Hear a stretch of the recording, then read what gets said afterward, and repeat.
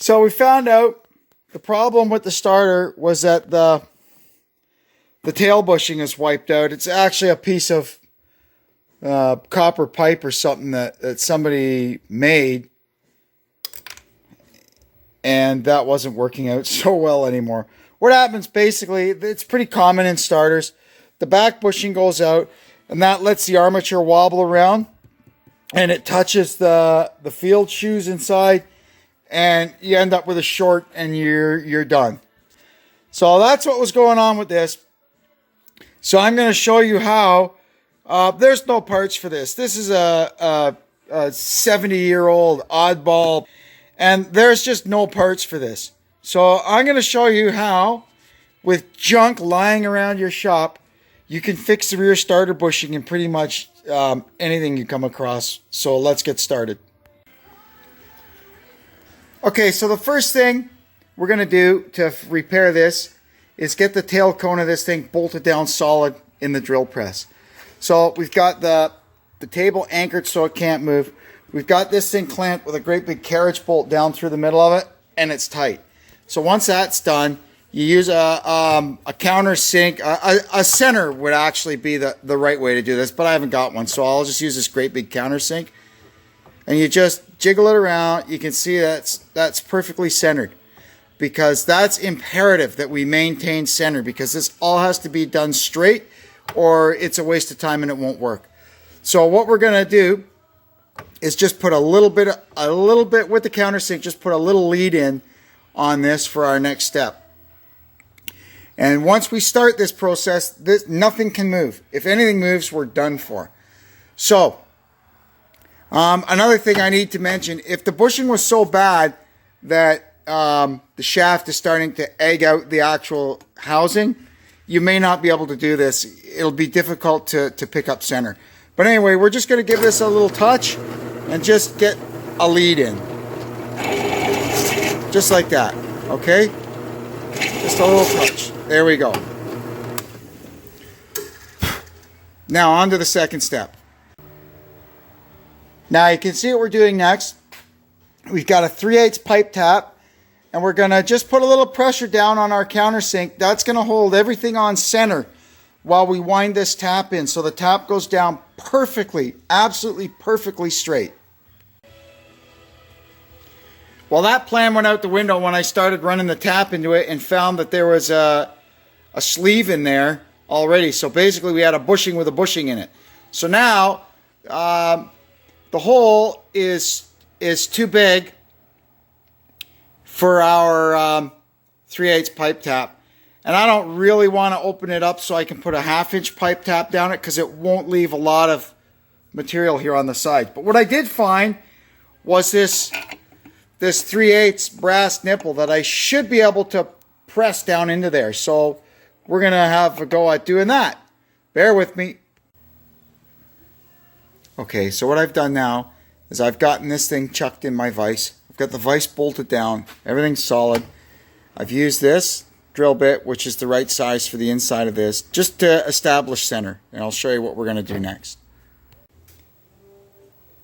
So I'm going to use this great big drill bit to just kind of spot face the end of this, make it square, and put a little lead in on it, so when the armature shaft goes in, it just got a little lead in.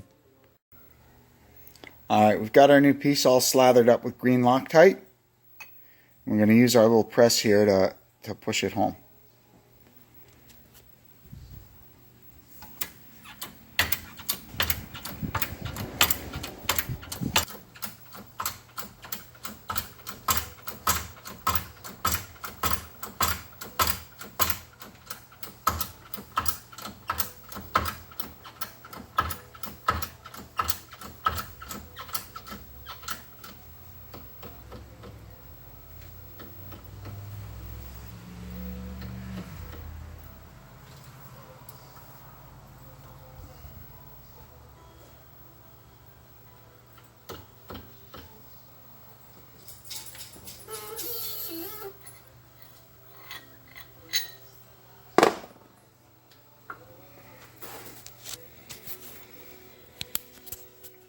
Pretty cool, eh? Now, we'll just kind of Make sure that's not too proud on the inside, and then we'll saw it off on the back side here and dress it down, and then we'll have to hone it out so that the armature fits through it perfectly. Alright, so I dressed the inside of it with this. Now I'm just sawing off the stub here, and then we'll dress the outside of it with the big drill too. So as you can see, I've measured this already, and that believe it or not, on the end of it is not a thread, it's just a groove to pull oil. It just about goes in, but not quite. So I measured this shaft, and it's 475 thousandths. Almost ½ inch, but not quite, 25 thousandths shy. So I don't want to just run a ½ inch drill through it because it'll make the hole bigger than 500 thou. That's no good. So I put this one, 31/64 through there. Okay, so the rear end of the armature shaft just won't quite go into here. So what we're going to do is use another little shop invention to open it up just a tiny bit. It doesn't need a ton, just a bit. So here's what we do.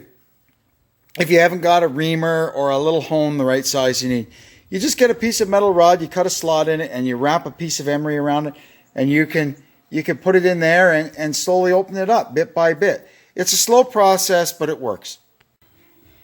So now you can see, goes in and turns, and that'll hold our armature steady, so a starter should work again when we're done. Alright, so we got the starter pretty much back together. I'll have to flip it over and put the screws through, then set the brushes, and we'll be all good. I had to cobble up a little contraption at the back here to hold the Bendix in, because there were actually some parts missing. Somebody before me had made their attempt at cobbling it up, and I didn't like that, so I found something better. I've also added thrust washers at each end of the armature because they were missing. So this thing should be in much better shape. Back here, what is interesting about this starter, in here there's actually an oil seal because the bell housing is wet on this one.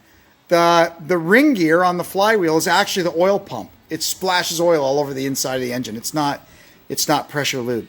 So this has to have a seal in it to keep the oil from all spewing out and filling up the starter. Okay, I got all the brushes reset. Now I can put it on the floor and get some booster cables and a battery, and we'll try it. I got the starter fixed up and it's back on. It still turns over kind of slow, but we're charging up the battery. Maybe that's a problem.